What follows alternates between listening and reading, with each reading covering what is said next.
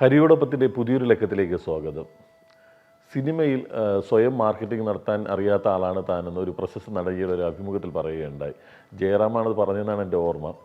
ഈ അഭിപ്രായം തന്നെ മറ്റു പല മേഖലകളിൽ ഉള്ളവരും പറയുന്നത് ശ്രദ്ധയിൽപ്പെട്ടിട്ടുണ്ട്.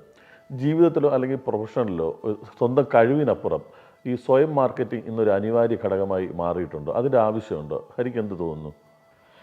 മാർക്കറ്റിംഗ് എല്ലാ ഘടകങ്ങളിലും വളരെ അത്യാവശ്യമായിട്ടുള്ളൊരു കാര്യം തന്നെയാണ്. അത് വ്യക്തിപരമായിട്ട് വളരെ അത്യാവശ്യമാണ്, പ്രവൃത്തിയിൽ വളരെ അത്യാവശ്യമായിട്ടുള്ള കാര്യമാണ്. ഇപ്പോൾ ശ്രീ ജയറാം അദ്ദേഹം പറഞ്ഞു സ്വയം മാർക്കറ്റിംഗ് അദ്ദേഹം തീരെ ചെയ്യാറില്ല, അത് കഴിയാത്തതാണ് എൻ്റെ കുറവ് എന്ന് അദ്ദേഹം പറഞ്ഞു. അത് തന്നെ ഒരു വലിയൊരു മാർക്കറ്റിംഗ് ആയിട്ട് തന്നെ നമുക്ക് എടുക്കാൻ കഴിയുള്ളൂ. കാരണം മാർക്കറ്റിങ്ങിൽ ചില ടൂൾസ് ഉണ്ട്. നമ്മൾ ഏത് തരത്തിലാണ് ഒരു വിഷയത്തെ മാർക്കറ്റ് ചെയ്യുക എന്നുള്ളതിന് ചില ടൂൾസ് ഉപയോഗിക്കും.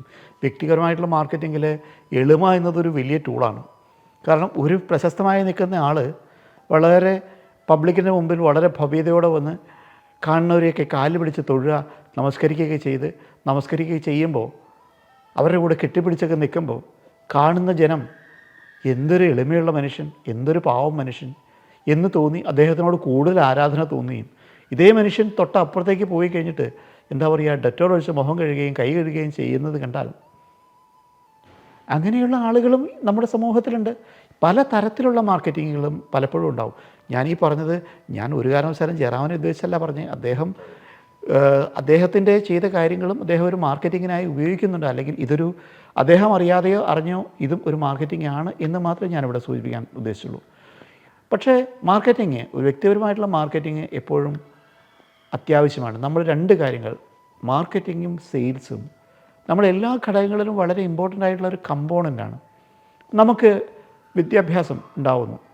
ഒരു കുട്ടി പഠിച്ച് ഡിഗ്രി കഴിഞ്ഞ് നല്ലൊരു നോളജ് ഉണ്ടായി ഒരു കമ്പനിയിൽ ജോലിക്ക് കയറാൻ ചെല്ലുമ്പോൾ അവിടെ ആ ഒരു ഇൻ്റർവ്യൂ ബോർഡിൻ്റെ മുമ്പിലേക്ക് ആദ്യം പ്രസൻറ്റ് ചെയ്യേണ്ടത് എന്താണ്? എൻ്റെ ഗുണഗണങ്ങളും എൻ്റെ നോളജും ഞാൻ ഏത് തരത്തിൽ നിങ്ങളെ സപ്പോർട്ട് ചെയ്യും, നിങ്ങൾക്ക് ഏത് തരത്തിൽ എന്നെക്കൊണ്ട് ഗുണമുണ്ടാവും എന്ന് ഞാൻ എങ്ങനെ പ്രസൻറ്റ് ചെയ്യുന്നു എന്നുള്ളതാണ് എനിക്കവിടെ ജോലി ലഭിക്കുന്ന ആദ്യത്തെ മാർക്കറ്റിംഗ് അല്ലെങ്കിൽ സെയിൽസ് ജോബ് ഞാൻ ചെയ്യുന്നത്. കാരണം ഞാൻ എൻ്റെ കഴിവിനെയാണ് ഞാൻ അവിടെ വയ്ക്കുന്നത്. ഞാൻ അതിനുശേഷം അവിടെ ജോലി ചെയ്യുമ്പോൾ ഞാനവിടെ എനിക്കിത്ര നോളജുണ്ട്, ആ നോളജ് ഞാനൊരു പ്രോഡക്റ്റ് ഒരു കെമിക്കൽ പ്രോഡക്റ്റ് ഉണ്ടാക്കാൻ വേണ്ടി ശ്രമിക്കുന്ന അല്ലെങ്കിൽ ജോലിക്ക് നിൽക്കുന്ന ഒരാളെ സംബന്ധിച്ച് അയാൾക്ക് പേഴ്സണലായിട്ട് ആ പ്രോഡക്റ്റ് ഒരു ആവശ്യമില്ല. അത് വേറെ ഏതോ ഇൻഡസ്ട്രിക്ക് വേണ്ടി ഡെവലപ്പ് ചെയ്യുന്നതാണ്. പക്ഷേ ഇയാളോടെ പോയി ആ പ്രോഡക്റ്റ് ഉണ്ടാക്കാൻ വേണ്ടി ഇത് ചെയ്യുമ്പോൾ ആ പ്രോഡക്റ്റിൻ്റെ ഗുണഗണങ്ങളും അതിൻ്റെ ക്വാളിറ്റിയും അടുത്തൊരു ഡിപ്പാർട്ട്മെൻറ്റിന് പോയിട്ട് സംസാരിക്കുന്നുണ്ടെങ്കിൽ അതുവരെ ഇയാളുടെ നോളജിനെ അയാൾ മാർക്കറ്റ് ചെയ്യുന്നതാണ്. കാരണം ഇയാൾ ഏത് തരത്തിൽ സ്വന്തം കഴിവ് ഉണ്ട് എന്നും സ്വന്തം നോളജ് ഉണ്ടോ എന്നും കൂടുതൽ ആളുകളെ അറിയിക്കുമ്പോഴാണ് ഇവിടെ വാല്യൂ ഉണ്ടാവുക. ഈ ഒരാൾ അടുത്തൊരു കമ്പനിയിലേക്ക് നാളെ മാറാൻ ശ്രമിക്കുമ്പോൾ എന്താണ്? കാരണം ഞാൻ ആ കമ്പനിയിൽ ചെല്ലുന്ന കാലത്ത് ഇതായിരുന്നു അവസ്ഥ, ഞാൻ ഇന്ന കാര്യങ്ങൾ ചെയ്തു, ഞാൻ അങ്ങനെ ചെയ്തു, ഞാൻ ഇങ്ങനെ ചെയ്തു. ഈ പല രീതിയിൽ നമ്മളെ പ്രൊമോട്ട് ചെയ്യുന്നത് ഇതും ഒരു മാർക്കറ്റിംഗാണ്.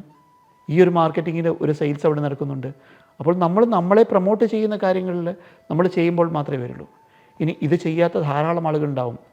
വളരെയധികം വിജ്ഞാനമുള്ള, വളരെ ബൗദ്ധികരായിട്ടുള്ള ധാരാളം സന്യാസിമാരായിട്ട് ഇപ്പോൾ ഹിമാലയങ്ങളിലോ അല്ലെങ്കിൽ ബാക്കിയുള്ളിടത്തും വളരെയധികം വിജ്ഞാനമുള്ള ധാരാളം ആളുകളുണ്ട്. ഇവർ പബ്ലിക്കിനെ കാണാനും നിൽക്കുന്നില്ല, എന്താണ് ഗുണം എന്നറിയില്ല.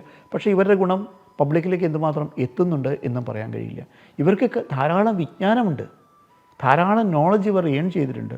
പക്ഷേ ഈ വിജ്ഞാനം അവർ മാർക്കറ്റ് ചെയ്യാനോ സെല്ല് ചെയ്യാനോ അവർ തയ്യാറല്ല. ആ വിജ്ഞാനം കൊണ്ട് എന്ത് ഗുണമാണ് ഉണ്ടാവുക എന്നാലോചിച്ച് നോക്കൂ. ഇവർ ഏൺ ചെയ്തിട്ടുള്ള നോളജും വിജ്ഞാനവും മറ്റുള്ളവർക്ക് ഗുണപ്രദമാവണമെങ്കിൽ അതിനെ കൃത്യമായിട്ട് മറ്റുള്ളവരിലേക്ക് എത്തിക്കണം. എനിക്ക് ഇത്തരത്തിലുള്ള നോളജുകളുണ്ട്, എൻ്റെ നോളജ് കൊണ്ട് ബാക്കിയുള്ളവർ ഗുണമുണ്ടാവുമെങ്കിൽ ഞാൻ എൻ്റെ കയ്യിലുള്ള നോളജിനെ മറ്റുള്ളവരിലേക്ക് എത്തിക്കാൻ വേണ്ടിയുള്ള ഒരു ശ്രമം നടത്തുന്ന ആ ഒരു ശ്രമത്തിനെയാണ് നമ്മൾ മാർക്കറ്റിംഗ് എന്ന് പറയുക.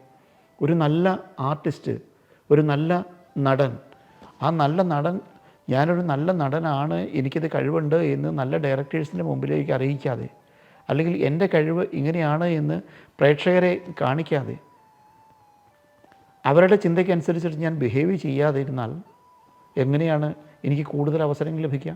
എൻ്റെ കയ്യിലുള്ള കഴിവ് ഇത്രയുണ്ട് എന്ന് വെച്ചിട്ട് എന്നെ ബഹുമാനിക്കണമെന്നില്ല. എൻ്റെ കയ്യിൽ നിന്ന് കിട്ടുന്ന ഔട്ട്പുട്ടിനെയാണ് ഈ ലോകം അംഗീകരിക്കുക അല്ലെങ്കിൽ ആവശ്യപ്പെടുക. അതിനുള്ള അവസരങ്ങൾ തന്നെയാണ് മാർക്കറ്റിംഗ്. അപ്പോൾ ജീവിതത്തിൽ ഇതിനെ ഒരു എന്താ പറയുക, ഒരു കുണ്ഠിതപ്പെട്ട് പറയേണ്ട ഒരു ഭാഗമല്ല. എനിക്ക് എൻ്റെ കഴിവിനെയും എൻ്റെ ചിന്തയെയും മാർക്കറ്റ് ചെയ്യാൻ എനിക്ക് കഴിയും. അത് സിനിമയിലായിക്കോട്ടെ, ജീവിതത്തിലായിക്കോട്ടെ, നമ്മൾ ചെയ്യുന്ന കർമ്മത്തിനാണ് പ്രാധാന്യം. ഒരു കൊച്ചു കുട്ടി മുതൽ ഏറ്റവും വലിയ ആൾ വരെ ഒരു രീതിയിലെങ്കിലും നമ്മൾ മാർക്കറ്റിംഗ് നടത്തുന്നുണ്ട്, ഒരു രീതിയിലെങ്കിലും നമ്മൾ സെയിൽസ് നടത്തുന്നുണ്ട്. അത് ചെയ്യുന്നില്ലാത്തവർ ഈ സമൂഹത്തിലെ പ്രവർത്തനങ്ങളിൽ ശരിക്കും ഭാഗമാകുന്നില്ല എന്ന് തന്നെ ചിലപ്പോൾ നമുക്ക് ചിന്തിക്കേണ്ടി വരും. ഈ വിഷയത്തെക്കുറിച്ചുള്ള നിങ്ങളുടെ അഭിപ്രായങ്ങൾ ഉറപ്പായും കമൻറ്റ് ചെയ്യുക. മറ്റൊരു വിഷയവുമായി വീണ്ടും കാണാം.